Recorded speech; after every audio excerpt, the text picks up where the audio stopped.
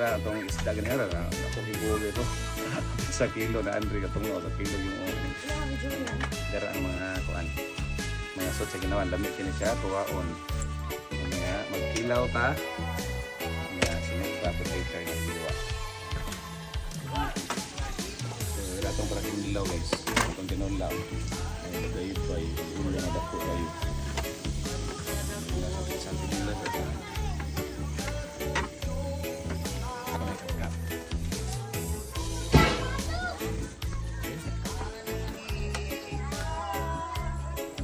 ilaw.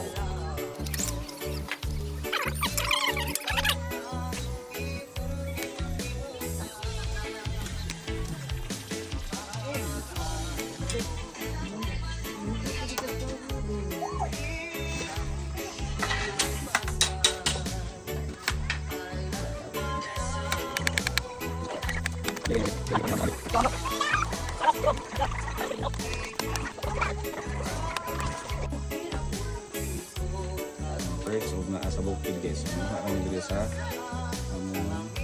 tungkaran ug suli. Hangon ni Mayman.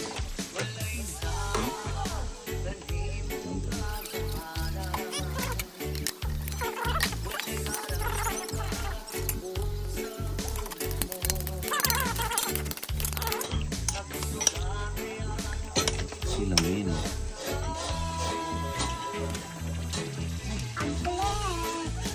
Mas tarin kinuha na to guys. Ang palaman na to kinuha. Maglunod na ta dire. Ano atay, ka okay, atay Mike. Dire yung atay, ora atay baboy no.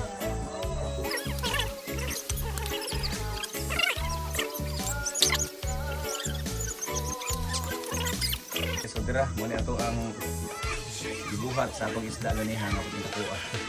So grand tinola guys, so nadiri ang ulo, half sa ulo nadiri bagaybay o sa atay para diri na nadiri akong tinilaw. Tinilaw. Na sinugba.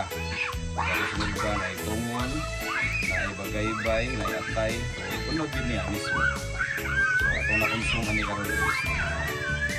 3 kilos kani siya or 4 kilos siguro nito so daghan tagig sobra. Semana udah semana gitu namo yun. Makaon.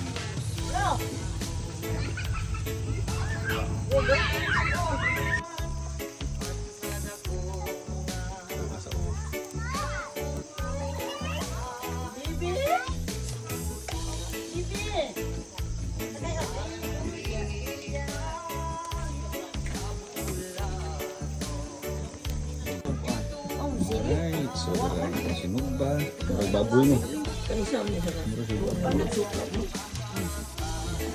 Dua, samtong uwa na guys. Ulo semua gitu. Tunga ran guys, tunga. Kalau di sini tunga ada 1/4 tadi.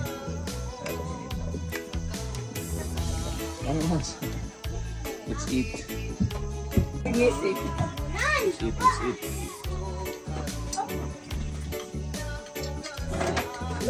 Kan yang ono dong. Kan ono dah pure. Pa.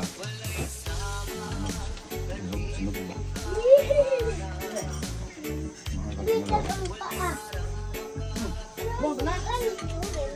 One fourth na sa oven. Pakuan na sa bakti ba? Pakuan.